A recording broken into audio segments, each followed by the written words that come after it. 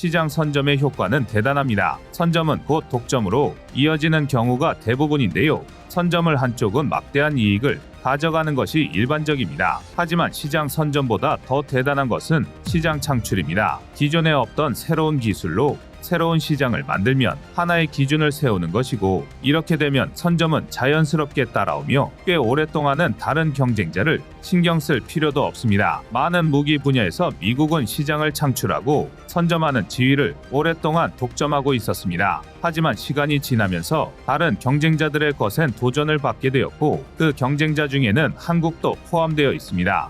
미국이 쥐락펴락하는 헬기용 공대지 대전차 미사일 시장에 한국이 출사표를 던진 것입니다. 미국의 헬파이어는 그동안 공대지 대전차 미사일의 대명사처럼 여겨졌지만, 한국이 개발한 천검이 양산을 마치고 전력화 후 개량을 거듭하면 헬파이어는 헬기용 공대지 대전차 시장의 상당 부분을 한국에게 내줘야 할 것으로 보입니다. 어쩌면 자주포 시장에서의 K9, 전차 시장에서의 K2처럼 완전히 전세가 역전돼 미국이 한국을 따라잡으려고 안간힘을 쏟아야 될 것이라는 예상이 나올 정도로 천검에 대한 기대가 큽니다. 그래서 준비했습니다. 오늘은 미국의 헬기용 대전차 미사일 헬파이어와 한국이 개발한 천검에 대해 알아보겠습니다. 여러분의 구독과 좋아요가 꺼리튜브 운영에 많은 힘이 됩니다. 공대지 대전차 미사일은 전차의 천적인 헬리콥터의 무장으로 탄생했는데요. 베트남전까지는 토우 계열 공대지 미사일이 주로 사용되었지만, 이후 대형 공격 헬기의 중요성이 부각되면서 화력, 유도 방식 등에서 더욱 발전한 공대지 미사일이 필요해졌습니다. 이에 토우를 비롯한 2세대 대전차 미사일을 대체하기 위해 1984년 AGM-114 헬파이어가 첫 선을 보였습니다. 즉, 개발 목적 자체는 오직 헬리콥터에서 전용으로 운용하기 위한 무장이 바로 공대지 대전차 미사일이었던 셈인데요. 그런데 헬파이어의 성능이 워낙 출중하다 보니 현대에 와서는 비교적 저속인 무인기부터 보병이 운반 가능한 지대지 버전, 연안 전투함에서 운용하는 함대함, 함대지 버전까지 전투기 무장급 고중량 미사일을 탑재할 수 없는 온갖 곳에서 운용되고 있습니다. 앞서 언급한 대로 보병 단계에서 운용이 가능할 만큼 비교적 가벼운 무게이면서도 3세대 주력 전차의 전면 장갑을 관통할 정도로 막강한 화력 덕분인데요. 실제로 헬파이어는 모델에 따라 다르지만 평균 1.6m 내외의 길이이며 구경은 178mm입니다. 공대지 미사일 치고는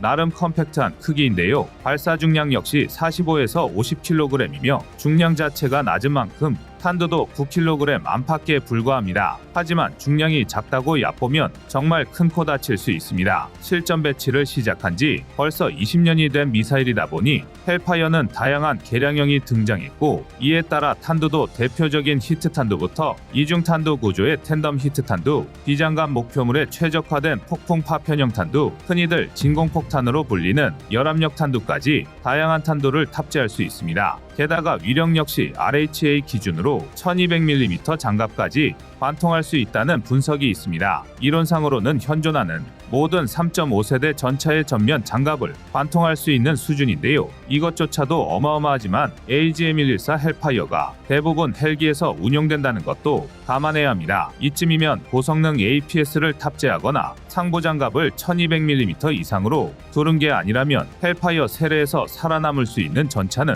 사실상 전무합니다. 이뿐만이 아닙니다. 헬파이어는 대부분의 모델이 반능동 레이저 유도 방식을 사용하는 터라 목표물을 타격할 때까지 레이저를 조사하고 있어야 한다는 단점이 있었는데요. 그러나 최신형의 AGM-114의 모델의 경우 헬기의 레이더와 연동된 밀리미터파 유도 방식을 이용하기 때문에 파이어앤폴켓 능력을 갖추고 있으며 사거리 역시 기존 8km에서 10km로 연장되었습니다. 쉽게 말해 10km 밖에서 전차를 향해 헬파이어를 발사하고 숨어버리면 그만이라는 뜻입니다. 적의 기갑부대가 대공체계를 완벽히 구축해 놓지 않은 이상 이를 막아내는 건 불가능합니다. 왜 이름을 헬파이어, 다시 말해 지옥불로 지었는지 이해가 가는데요. 상황이 이렇다 보니 영국이 개발한 브림스톤 소련의 9M120 아타카 등 유사한 체계가 여럿 있음에도 AGM-114 헬파이어는 전 세계 20개국 이상이 운용하며 독보적인 시장 우위를 선점할 수 있었던 것입니다. 역시 미국이라는 얘기가 절로 나오는데요.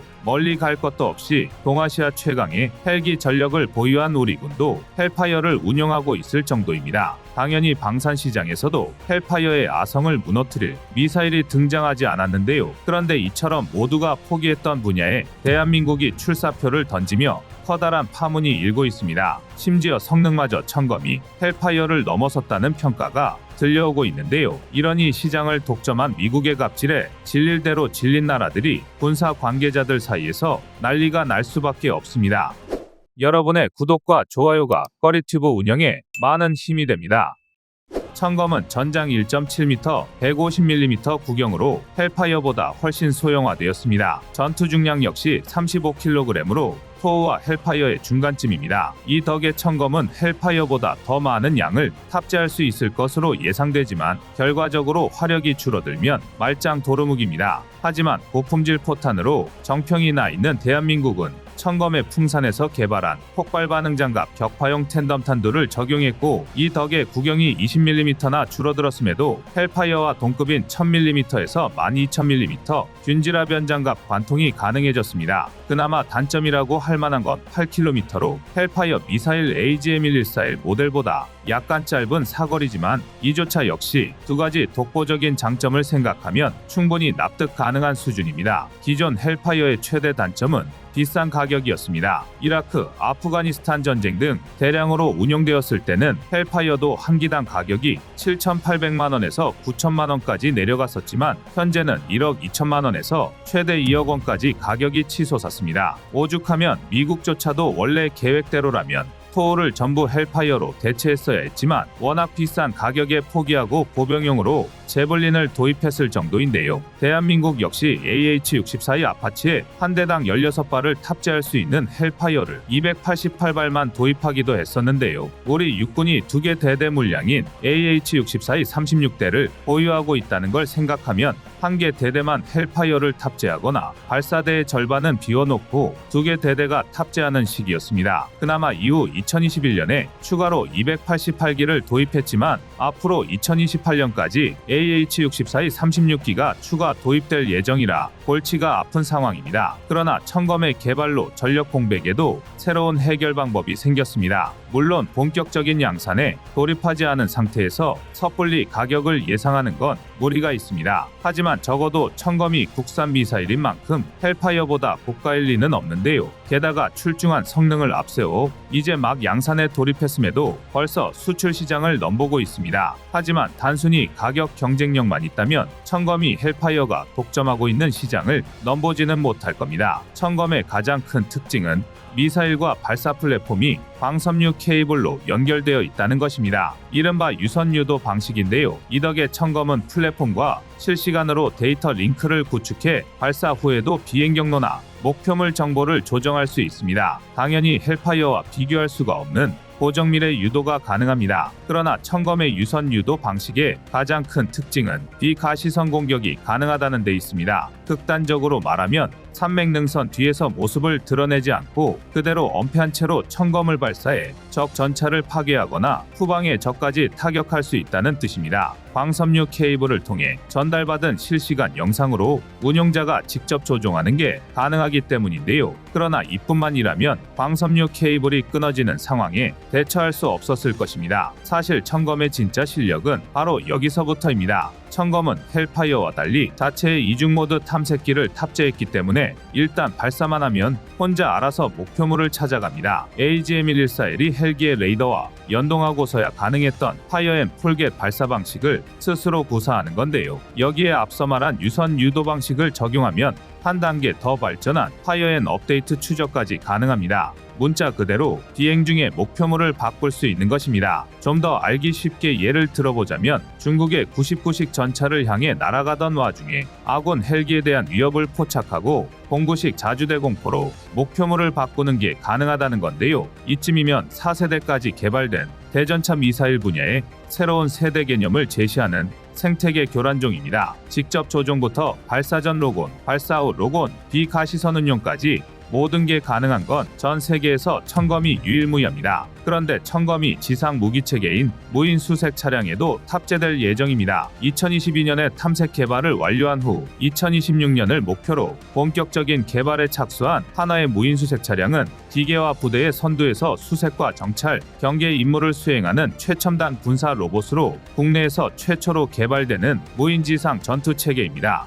육륜을 통해 뛰어난 험지 돌파력을 가지고 있을 뿐만 아니라 원거리 원격 조정은 물론이고 AI를 통한 자율주행도 가능합니다. 이 무인수색 차량의 무장으로는 원격 사격 통제 체계인 RCWS 기관총을 탑재할 예정인데요. 여기에 하나에서는 미사일을 탑재한 새로운 모델의 시제품을 공개하기도 했습니다. 총 12발의 미사일이 탑재될 수 있는데요. 여기에 탑재되는 미사일이 청검입니다. 이런 무기체계는 러시아 우크라이나 전쟁에서 영향을 받은 것으로 보입니다. 미국의 휴대용 대전차 미사일 제블린은 이번 전쟁에서 수많은 러시아 전차를 파괴하며 성자라는 별명을 얻을 만큼 혁혁한 공을 세웠었습니다. 하지만 제블린으로 전차를 무력화하기 위해서는 미사일이 닿는 사정거리까지 접근해야 했고 첫 시도가 빗나갈 경우 러시아 전차에 곧바로 반격당할 수 있다는 위험을 감수해야 했습니다. 따라서 더욱 효과적인 대전차 수단의 필요성이 제기되었고 하나에서 제시한 방안은 뛰어난 기동성의 무인수색 차량에 청검을 결합하는 것이었습니다. 하나의 무인수색 차량은 뛰어난 기동성을 갖췄을 뿐만 아니라 하이브리드 엔진에 기반한 저소음 주행까지 가능하기에 은밀하게 전차를 기습하고 빠르게 도주하는 전술이 가능합니다. 또한 드론의 관측 지원을 받으면 천무 다연장 로켓과 같이 원거리 화력 플랫폼으로도 운용될 수 있습니다. 창과 칼 등의 냉병기로 전쟁을 벌이던 시절에도 한민족은 활 같은 원거리 공격무기에서는 당해낼 나라가 없을 정도로 강점을 보여왔습니다. 현대에 들어와서도 화포와 미사일 등에서 두각을 나타내는 것을 보면 역시 우리는 원거리 무기에 특화된 민족인 것 같습니다. 여러분의 구독과 좋아요가 꺼리튜브 운영에 많은 힘이 됩니다. 대한민국이 개발한 공격 헬기가 미국의 코브라와 아파치보다 뛰어난 대전차 능력을 보여줬다고 하면 믿으실 수 있겠습니까? 비록 실전이 아닌 테스트이긴 했지만 나타난 결과만큼은 사실입니다. 이 결과의 주인공은 바로 카이가 개발한 국산 소형 무장 헬기 LAH입니다. 사실 항공기 분야에서 LAH는 FA-50이나 KF-21만큼의 화제성을 몰고 다니지는 않았습니다. 상대적으로 전투기 같은 고정익 항공기가 더 주목을 받는 경향도 있고 예전에 이미 첫 번째로 국내 개발에 성공한 회전익 항공기 수리온이 화제성을 선점한 이유도 있을 것입니다. 하지만 미래전에 대비한 현실 속 항공기라는 점에서 LAH의 위상은 독보적이라고 해도 과언이 아닙니다. 게다가 LAH는 성공적인 개발 완료 후 양산에 들어갔고 어쩌면 우리 군에 인도돼 실전 배치되기 전 수출부터 할 수 있다는 얘기까지 나오고 있는데요. 일각에서는 날선 비판을 앞세우고 또 다른 한편에서는 소형 무장 헬기의 효용성을 의심하기도 합니다. 이미 아파치라는 걸출한 공격 헬기를 보유하고 있는데 체급도 작은 소형 무장 헬기를 어디다 쓰겠냐는 것입니다. 그러나 이런 비판과 의심들은 LAH의 가치를 정확히 알지 못하기 때문이라고 단언할 수 있습니다. 우리의 방산 기술은 특정 분야를 제외하고 이미 세계적 수준에 올라 있습니다. 실제로 전 세계에서 자국산 무기를 개발하고 자국 군대에 보급하는 나라는 단 8개국뿐입니다. 그중 우리 한국도 포함되며 대부분 무기 체계에 걸쳐 완성도 있는 무기를 만드는 나라는 무척 드문데요. 비록 과거에는 항공기술 분야에서 약세였다고는 하지만 차근차근 노하우를 쌓으며 군사 선진국 대열에 진입하려고 하고 있습니다. 대한민국은 회전 이기 개발 분야에서도 이미 한국형 기동 헬기인 수리온을 성공적으로 만들어 실전 배치했으며 그 자신감을 바탕으로 두 번째 국산 헬기이자 소형 무장 헬기인 LAH를 지난해 개발 완료하고 양산에 돌입하여 내년부터 군에 납품될 예정입니다. 한국은 아파치 가디언이라는 최강의 공격 헬기를 보유하고 있는데요. 아파치 같은 대형 공격 헬기가 하늘의 기마병이라고 한다면 LAH 혹은 경공격 헬기는 하늘의 궁수병이라 할 수 있습니다. 단순히 따져봐도 대형 공격 헬기의 성능이 훨씬 뛰어난데 왜 한국은 최강의 공격 헬기를 두고 무장력도 부족한 소형 무장 헬기 사업을 추진한 것일까요? LAH는 대형 공격 헬기에 비해 무장은 상대적으로 빈약하지만 우수한 기동성과 다재다능한 범용성을 바탕으로 다양한 임무를 수행할 수 있습니다. 또한 공격 헬기에 비해 상대적으로 저렴한 가격으로 더 많은 숫자의 LAH를 실전 배치할 수도 있습니다. LAH는 그동안 육군에서 운용한 500MD와 BO105보다 2배 정도 큰 동체가 특징입니다. 중량 4.9톤, 엔진 추력은 1031마력 엔진 2개가 장착됐습니다. 이는 중형 헬기의 기동성을 상회하는 성능인데요. 주임무는 적탱크 경멸은 물론 공중 강습 대여모, 위력 수색 등 다양한 임무를 수행하는 것입니다. 여기에는 국산 공대지 미사일의 AGM-1000검, 20mm 기관총, 70mm 로켓탄을 탑재하는데요. 단순 비교로 따져봐도 아파치 대비 빈약하다고밖에 할 수 없을 정도의 무장을 갖고 있습니다. 현대전에서 육군이 보유할 수 있는 가장 강력한 항공자산은 바로 대형 공격 헬기입니다. 문제는 대형 공격 헬기의 높은 구입 비용과 운용 유지비로 인해 충분한 숫자를 확보할 수 없다는 것입니다. 이러한 이유로 대형 공격 헬기보다 저렴한 일반 수송용 소형 헬기에 각종 무장을 장착한 소형 무장 헬기가 대안으로 제시된 것인데요. 더욱이 소형 무장 헬기는 점점 더 대형화되고 있는 공격 헬기를 상호 보완할 수 있는 유일한 대안이기도 하기 때문에 이미 대부분의 국가에서 대형 공격 헬기와 소형 무장 헬기는 상호 보완적인 관계로 운용되고 있습니다. 그런데 소형 무장 헬기의 장점은 이뿐만이 아닙니다. 정찰과 타격 임무의 병력 구출 작전에도 활용할 수 있으며 적군 지역 내 아군부 상병이 고립되고 통신마저 끊어지는 상황이 발생하면 후방에서 대기 중인 수리온 멈티가 소형 드론 여러 대를 투하하고 수리온에 탑승한 무인기 통제사가 소형 드론을 실시간 제어하는 방식도 가능해집니다. 소형 드론이 부상병을 탐색하고 위치를 알려주면 수집한 정보를 통해 수리온 의무후송 전용 헬기가 구조 지점으로 이동하고 부상병을 구조하면 수리온 멈티는 임무를 완료하고 복귀하는 것인데요. 수리온과 함께 공중투하형 군집 드론 운용하는 부상을 입거나 조난을 당한 병력을 신속하게 탐색하고 구조하는 전술로 생존력 향상에 크게 기여할 수 있습니다. 물론 처음부터 전투를 목적으로 개발된 대형 공격 헬기에 비해 범용기체를 기반으로 한정된 무기로 무장하는 소형 무장 헬기의 전투 능력을 동일선상에서 비교하는 것은 무리가 있습니다. 하지만 최첨단 유도 무기의 발전과 정밀 조준, 유도 장비의 경량화, 소형화 덕분에 소형 무장 헬기로도 필요할 경우 직접 표적을 공격하는 등 공세적 성격의 운용이 가능해지고 있습니다.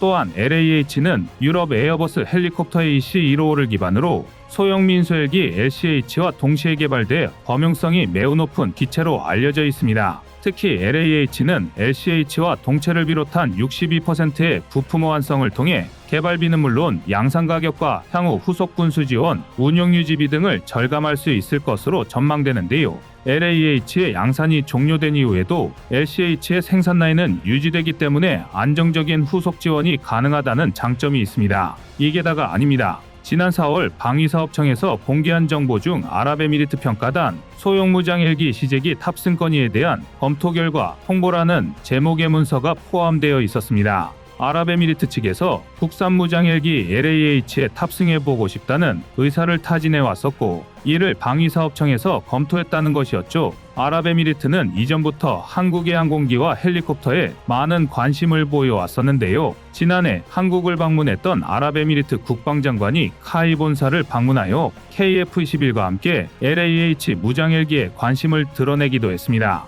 그런데 지난 5월 아랍에미리트 대표단이 한국을 방문하며 천무와 천궁2의 뒤를 이은 새로운 무기 수출에 물꼬가 트였습니다. 당시 아랍에미리트 대표단은 아부다비 4대 국부펀드와 은행, 공기업 관계자들로 구성되어 아랍에미리트 한국투자의 핵심 실무진으로 구성되어 있었기에 무함마드 대통령의 방한만큼이나 중요했던 방문이었는데요. 한국을 방문한 아랍에미리트 대표단이 한국에서 어떤 일정을 보냈는지 상세한 일정은 공개되지 않았었지만 이번 방한에서 아랍에미리트 대표단은 한국의 20억 달러 규모의 투자 계획을 발표하며 지난 1월 한 아랍에미리트 정상회담을 통해 결정되었던 40조 원 규모의 투자 약속이 첫 번째로 이행될 분야는 항공우주 분야가 될 것이라고 밝혔습니다.